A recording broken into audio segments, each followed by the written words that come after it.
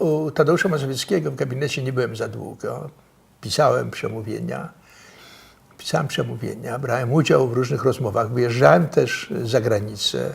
Pamiętam do Nowego Jorku taką wyprawę przy takim właściwie przy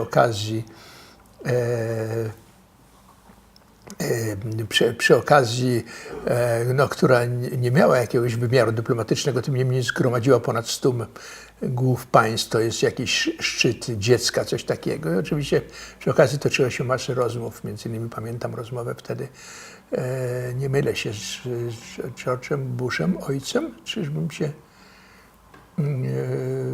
się nie mylił, no w każdym razie z prezydentem Stanów Zjednoczonych. Tak, to był George Bush. No, z Havlem, no, masę osób, ale to były rozmowy, które nie były jakieś substantywne, znaczy to krótkie, to były dyplomatyczne, kurtuazyjne rozmowy, których treść nie pozostała mi w głowie. Pamiętam jedną rozmowę, ale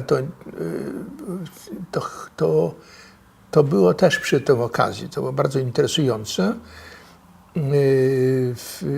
Tadeusz Mazowiecki chciał spotkać się z grupą osób wpływowych w Stanach i wtedy, w ostatniej chwili, on niestety często podejmował decyzje, miał trudności z podejmowaniem decyzji w ostatniej chwili. I pamiętam, że wtedy zadzwoniłem do mojego przyjaciela, nieżyjącego już Krzysztofa Michalskiego, który kierował Instytutem w Wiedniu, w którego kierownictwie do dzisiaj pozostaję. Czy byłoby możliwe zorganizowanie tego? I w ciągu tygodnia było spotkanie, w którym uczestniczyło kilkadziesiąt osób, w którym gospodynią była córka właścicielki Washington Post wówczas. I w którym udział wzięło, no, ja pamiętam Kirklanda, szefa Związku Zawodowego, Kissinger,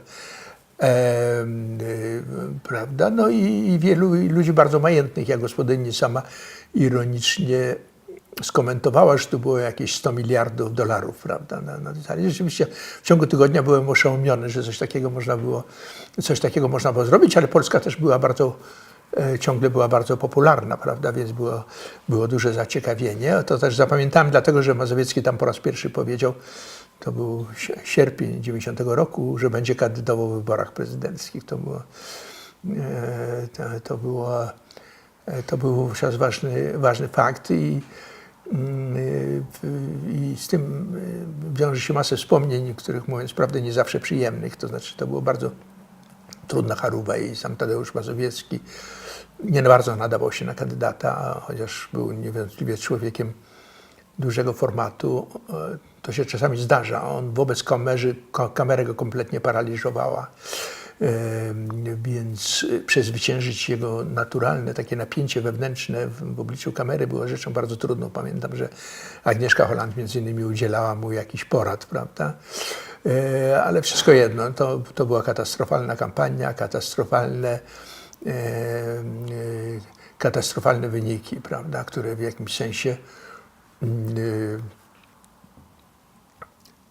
częściowo mogą też tłumaczyć, co się stało w ostatnich latach, prawda? Zresztą Wałęsa, sam fakt dojścia Wałęsy do władzy, on okazał się w sumie, można powiedzieć, nie najlepszym prezydentem, ale mniej groźnym niż to się wydawało. Jego język populistyczny, autorytarny, wszystko to wzbudzało